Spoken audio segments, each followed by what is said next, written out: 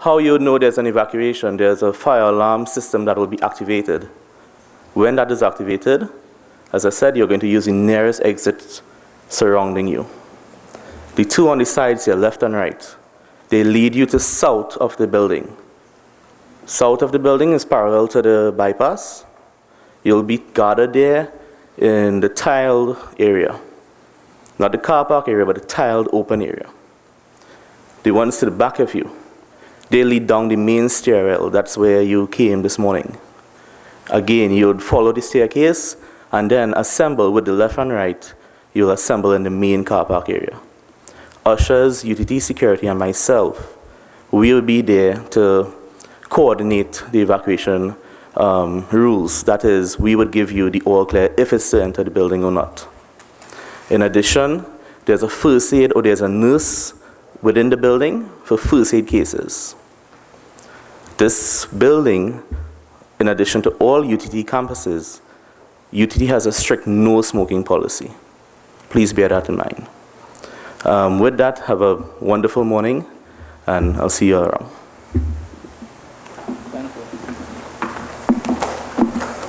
Thank you, Rick. Yes, give him a round of applause. I now invite all of you to stand for the singing of the national anthem. Thank you.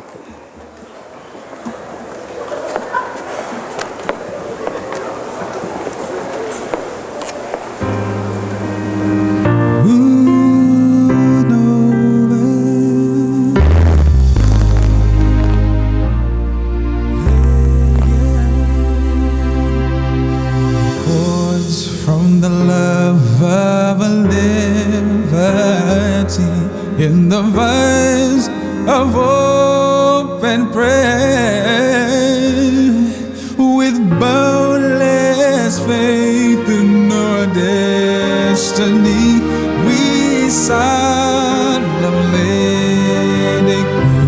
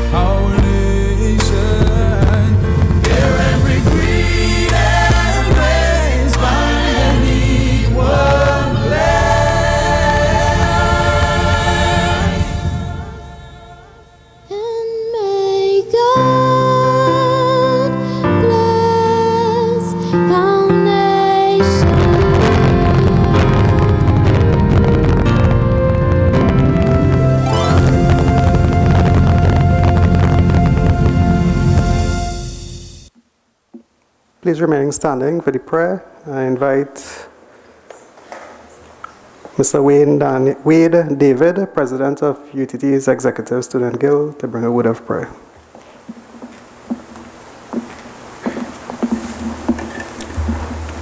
May we all close our eyes and bow our heads as we acknowledge and reverence the presence of Almighty God.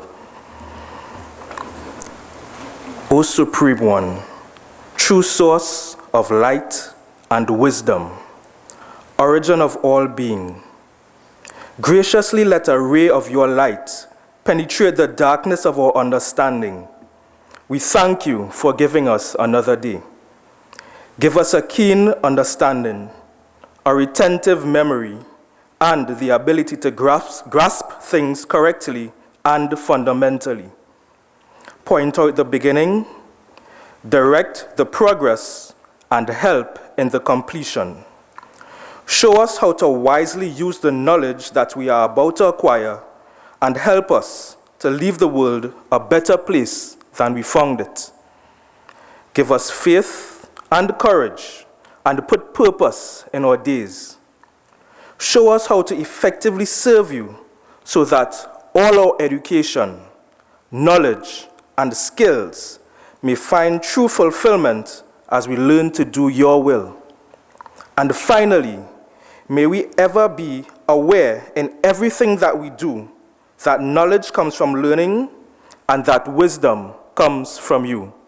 Thank you, O Supreme One. Amen. You may have your seats.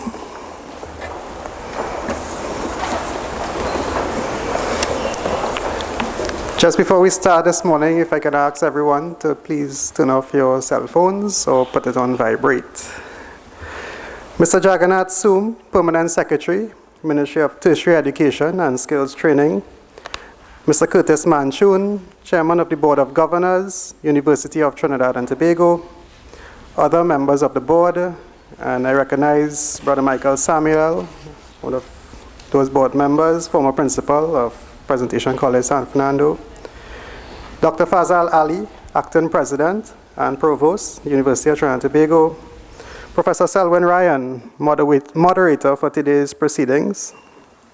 Our distinguished panel of presenters, Mr. Edward Bahaw, student, Professor Winston Sweet, Dr. Rohani Maharaj, Mr. Rabindra Jagannath, Mrs. Vivian Rambarat Paras Ram, Dr. Stephen Joseph, Dr. Alison Williams, Dr. Michael Dowlat, and our chairman.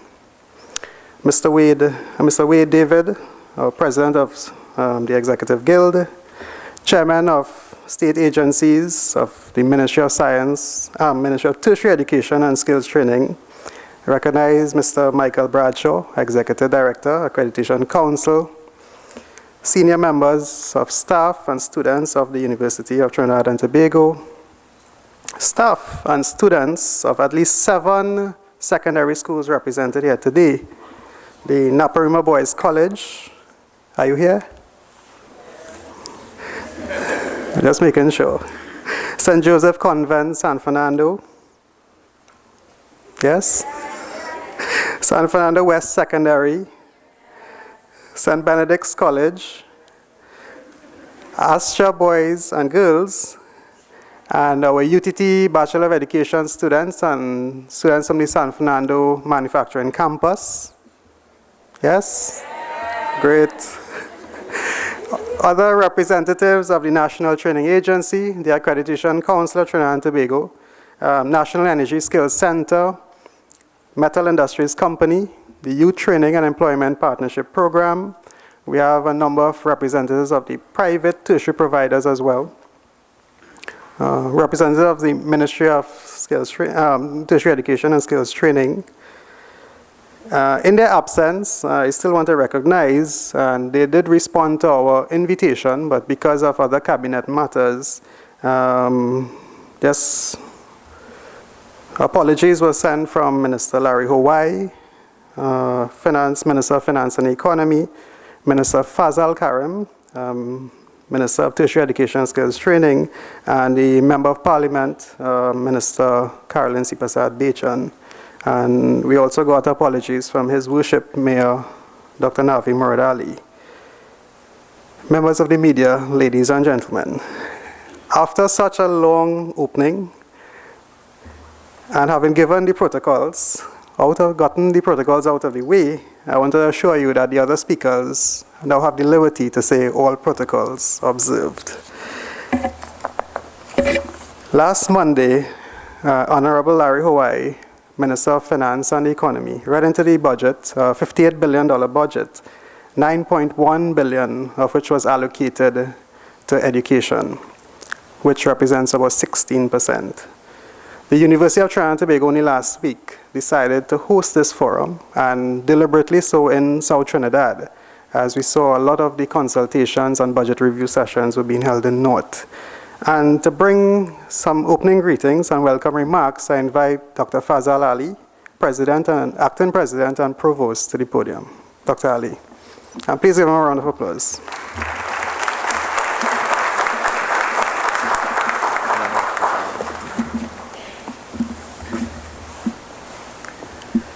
Mr. Jagannath Soom, Permanent Secretary, Ministry of Education, Ministry of Tertiary Education and Skills Training.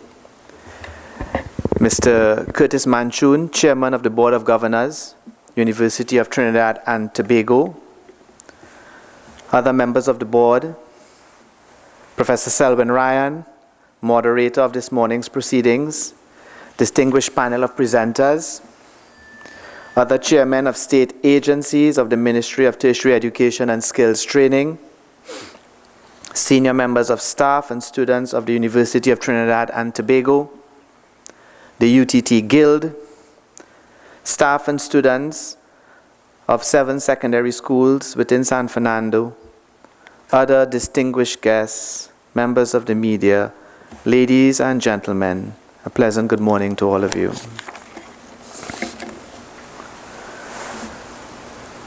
Where is the future of the university?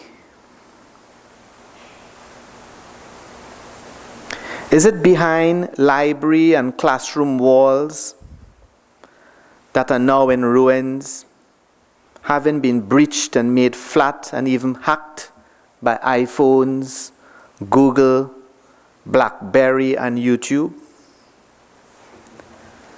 The academically adrift have clearly run aground and find themselves marooned in time.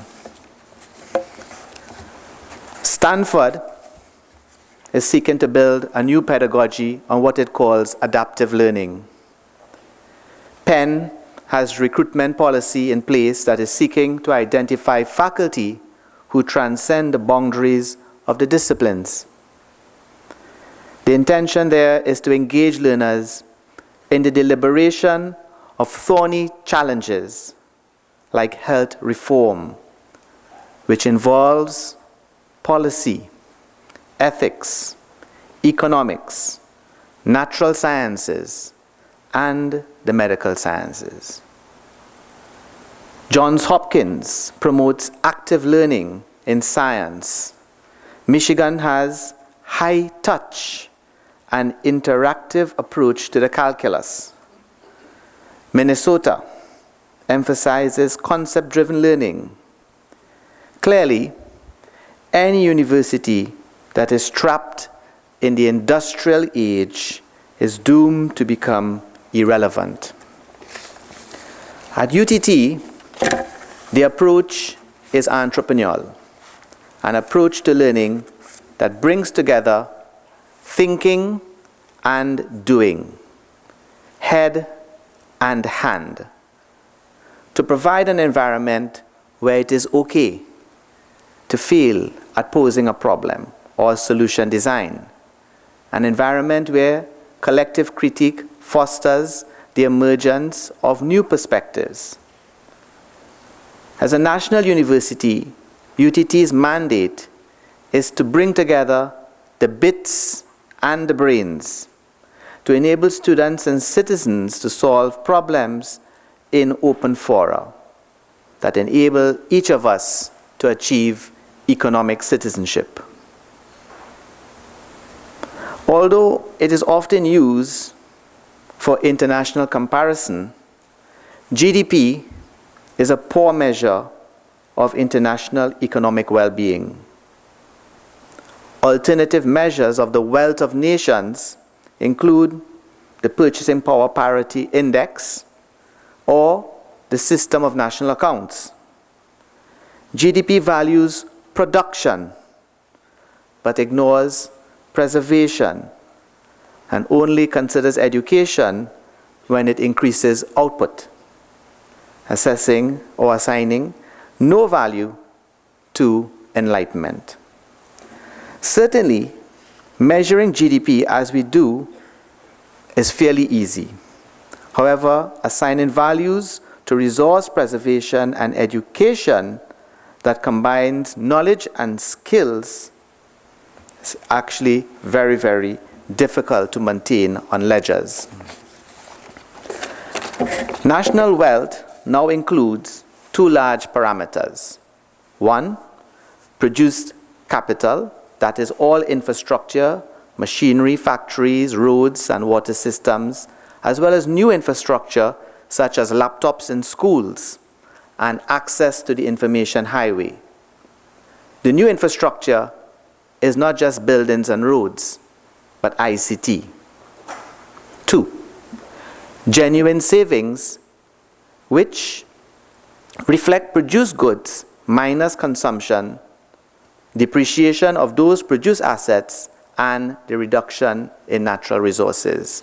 These are the two large parameters that we use when we look at national wealth. Emergent models, however, now hoping to include measures of the general level of education of the population and social institutions such as banking and finance that provide money for the population to borrow and invest in new business are all quite novel ideas. UTT is therefore bringing the budget debate to you. We are responding to the proposal of the government of the Republic of Trinidad and Tobago by engaging what has been proffered in public space, to critically appraise it by pointing to and pointing out the salient signals of the economic terrain that has been mapped out. A university is a dedicated social space where a variety of competing claims to truth can be explored and tested, free from interference. The persons who drive the production of knowledge and the process of education are highly trained professors, and they, through a process of review by professional peers, take responsibility as a community for the quality of the scholarship. Ladies and gentlemen, teachers and students, this quote is taken from the Association of American Colleges and Universities and seeks to represent in part our aim today to provide to you, the public, our university's response to the 2013 fiscal budget and the government's allocation of some $9.1 billion to the education sector. The clash of competing ideas in academia is an important catalyst, not only for the expansion of knowledge, but also in developing independent, critical judgment.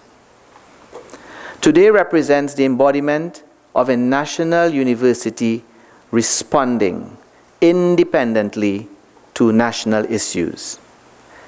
A university is not only willing to add to the debate of what is good, but what needs to be improved, but constructively supporting the needs for growth and sustainability of our economy. As an institution of higher learning, we continue to do our part. Over the past year, the University of Trinidad and Tobago has gone through significant changes, transformation, and development as it seeks to meet the needs of stakeholders, the public, industry, and the government. Several of our campuses have been refocused and repurposed as centers of excellence, from creativity to energy, from maritime to manufacturing. We are improving our infrastructure, having invested a lot in upgrades in equipment, classroom facilities, and the Moorish exterior facelift. We also continue to look inward to ensure that we have the systems, processes, and structures that define us as a university. We also have successfully gained institutional accreditation over the last few years from the Accreditation Council, and a number of our programs have also received international program accreditation. We will soon make public these achievements. We are getting ready to carry our blue sky research to market and internally developing commercialization schemes. We are strategically partnering with industry, international universities, and other public sector agencies. We continue to provide opportunities not only for those with academic abilities and pursuits, but also for those measured in practice. Collectively, we represent an institution on the move.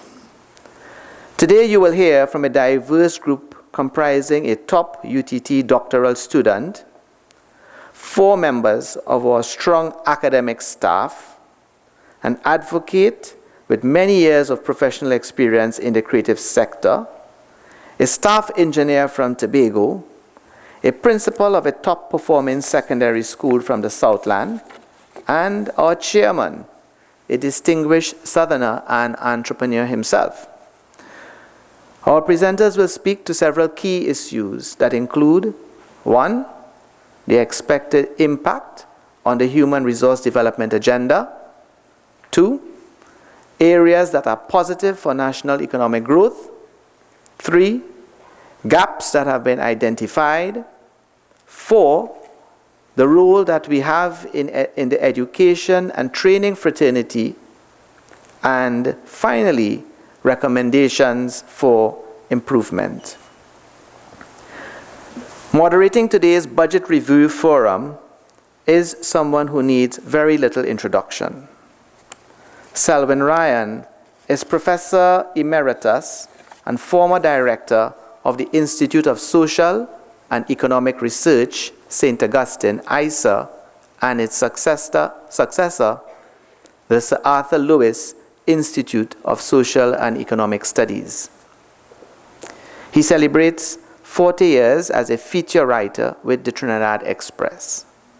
He is taught at York University in Canada, the University of Ghana, Makerere University in Uganda, and the University of the West Indies, St. Augustine. From 2007 to 2009, he was a senior research fellow at the University of Trinidad and Tobago. During that period, Professor Ryan addressed the vexing question of black entrepreneurship in Trinidad and Tobago. He explored the history of black enterprise from pre-slavery days well into the 20th century. The result is an engrossing and highly readable analysis of a fascinating cultural phenomenon.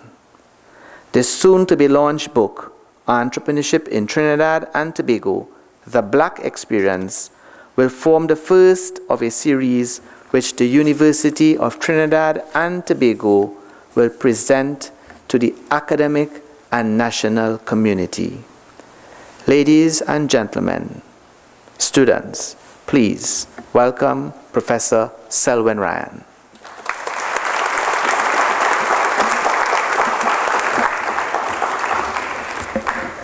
Good morning to you all, and as I advise, all protocols respected. First, let me apologize for being late. I thought it was going to be very easy to get from where I live in the west to where I used to live in the south in 2 hours. I actually made it, but I took a wrong turn. I had forgotten my way. Thank you, Dr. Ali, for your kind introduction. And let me welcome, on behalf of the university, if I'm permitted to do so, all these white shirts that I see there reminds me of the days when I used to go to Naparima and make fun of the people who went to presentation and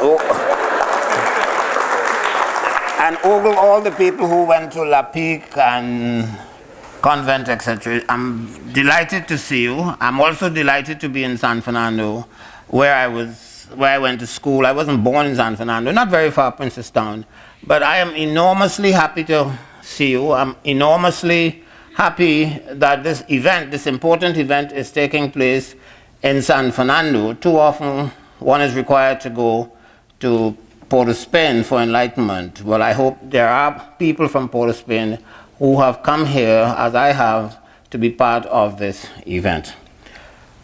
A lot has been said by various people, and I would not delay the proceedings any further.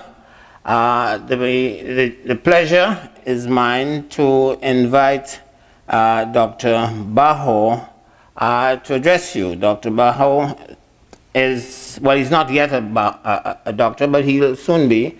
He's currently a PhD student at the University of Trinidad and Tobago. His research focuses on the impacts of the energy sector on the macroeconomy of Trinidad and Tobago using econometric modeling tools.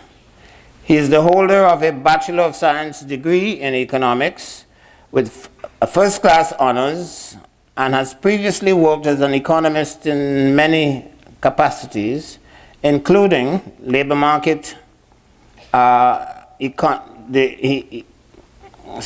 he was a labor market economist at the Ministry of Labor, a capital market economist at RBC, and an energy economist at BHP Billington. In addition to these professional highlights, he is also a published author, having written 2 textbooks which are currently used in secondary schools across the Caribbean. Dr. Bahaw, Mr. Bahaw, is eminently qualified to address you, and I now invite him to do so. Mr. Edward Bahaw.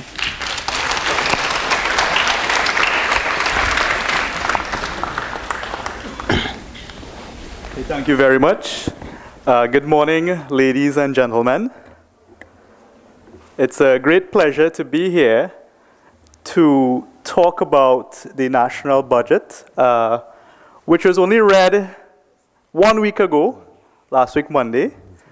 It turns out that I have actually been speaking about the budget for quite some time now, in that about a month ago, when the budget date was announced, everybody would come and ask me what I think is going to be presented, what changes are going to take place, what are my expectations.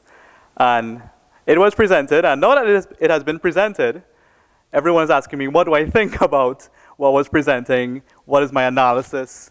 So I'm here this morning to do just that, to present a brief analysis of the budget, and in particular to look at some data, some relevant data about the economy, and to tie it all together, we want to focus on government's commitment to spending on education.